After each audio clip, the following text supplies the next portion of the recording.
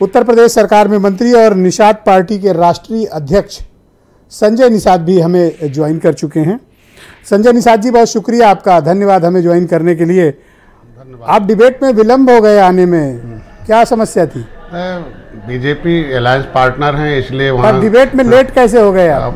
BJP हमारी alliance partner debate में late कैसे हो गए? लेट इसलिए हो गए कि क्योंकि माननीय मुख्यमंत्री जी हमारे अगुवा हैं और हम लोग भारतीय जनता पार्टी कार्यालय पर वहाँ। अच्छा, ठीक है। अब आप बताएं कि ये निकाय चुनाव के जो परिणाम आए हैं उसको आप किस तरह से देखते हैं? देखिए, मैं तो जनता को और निषाद पार्टी, भारतीय जनता पार्टी के पदाधिकारियों को, कार्यकर्ताओं को धन्यवाद दूंगा कि उन्होंने ये सुशासन, विकास और जो सुरक्षा का सवाल था उस पर लोगों को जोड़ने और जो जन कल्याणी नीतियाँ थी, हमारी जो योजनाएं थी, उसको धरातल पर पहुंचाने में कामयाब रहे, जिसके वजह से पिछली सरकारों को बहुत लंबा मौका था। क्षेत्रीय दल थे, सपा बसपा, 30 सालों तक सरकारें चलती रहीं, लेकिन ये दलितों और पिछड़ों के नाम पर मौका मिला था इन्हें कि उनके दिलों पर राज करते, लेकिन इन्होंने काम नहीं कर पाया। और वो काम आज हम लोग बिना भेदभाव के कहते हैं कि करते। आज के दिन में देख लीजिए कि जो नगर निगम हैं, जो बड़े बड़े शहर हैं, वो नदियों के किनारे हैं और नदियों के किनारे रहने की वजह से आज के दिन में हमारे भी मतदाता वहाँ अधिक संख्या में हैं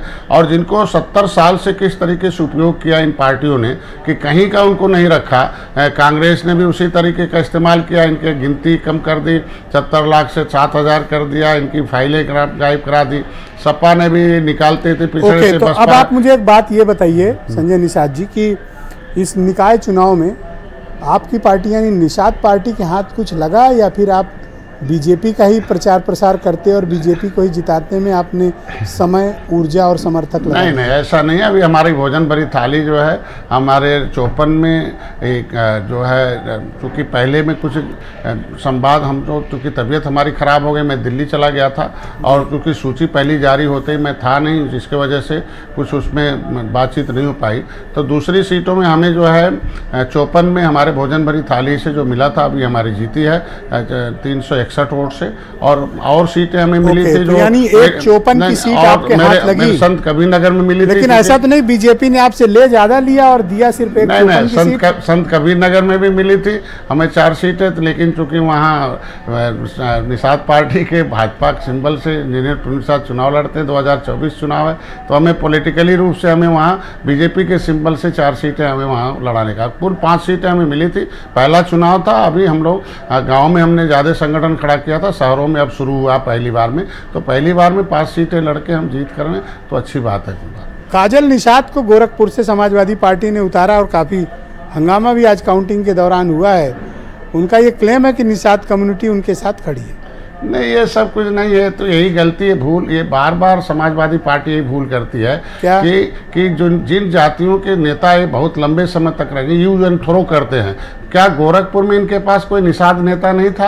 तमाम जो सांसद लड़े हैं, विधायक लड़े हैं, कई नेता ऐसे हैं घूम रहे हैं, मतलब उनको लिया, लंबे समय से काम करा रहे हैं। और ये गुजरात से लाना, युवा अभिनेत्री निषाद कम्युनिटी की अगर उसको टिकट दे दिया, आप नाम लिख देने से निषाद थोड़ी हो सकती है। निषाद के घर में जन्म ले वो निषाद है और वो अपने समाज के, अपने खून के दर्द को समझता है। हम कहते हैं इसीलिए ये नाम की निषाद है ना, काजल निषाद तो है नहीं, ये जनता जब जान गई तो इनके साथ तो है। कभी ये निषाद के दर्द में खड़ी हुई हो, कभी निषादों के घर कोई कष्ट हुआ हो खड़ी हुई हो, इनके लिए कोई आंदोलन चलाया हो, इनके लिए कोई ज्ञापन दिया हो, इनके लिए कोई भी काम किया हो, कोई भी किसी के दर्द में शामिल हुई हो तो खड़ा होकर बता दें। तो खाली चुनाव नाम लिखवा देने से आगे थोड़ी निषाद हो सकती है। तो अब 2024 में जो लोकसभा के चुनाव होने वाले हैं, आप उत्तर प्रदेश में बीजेपी गठबंधन के लिए क्या संभावनाएं देखते हैं और दूसरा अपने दल के लिए क्या पॉसिबिलिटीज एक्सप्लोर करते हैं? देखिए, हम तो अभी कम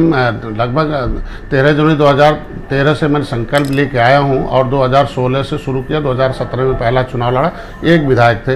भारतीय जनता पार्टी के साथ आने से हमें जो है सीटें मिली 15, जिसमें से 11 सीटें हमने जीता और 11 में हमने जो है 15 में से 11 ऐसी ली थी जो कभी भारतीय जनता पार्टी जीत नहीं पाती, उसमें 9 सीटें जीता। अगर हमने भोजन भरी थाली पहली बार में लखनऊ पहुँचाया है, विधान परिषद में भी पहुँचाया बताया मैं, विधान परिषद में तो निषाद भोजन भरी थाली को लोकसभा के चुनाव में भोजन मिलेगा नहीं मिलेगा? निश्चित रूप से विधानसभा में भी गया और लोकसभा में भी भोजन भरी थाली जाएगी।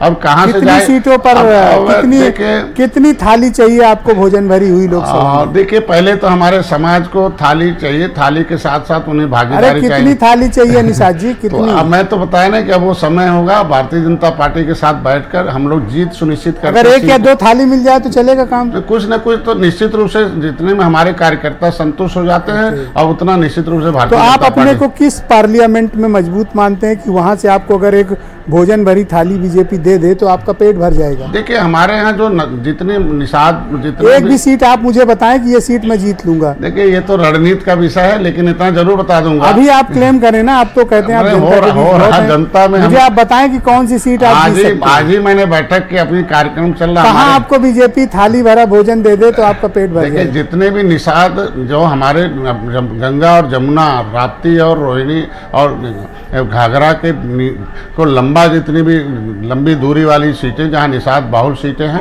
वो हमारे पास 27 सीटें ऐसी। एक सीट बता दें आप मुझे। मैं बताऊं, 27 सीटें ऐसी है जिसमें हम 27 सीटें ऐसी हैं जिसमें से हमारे निषादों की संख्या बहुत अधिक है।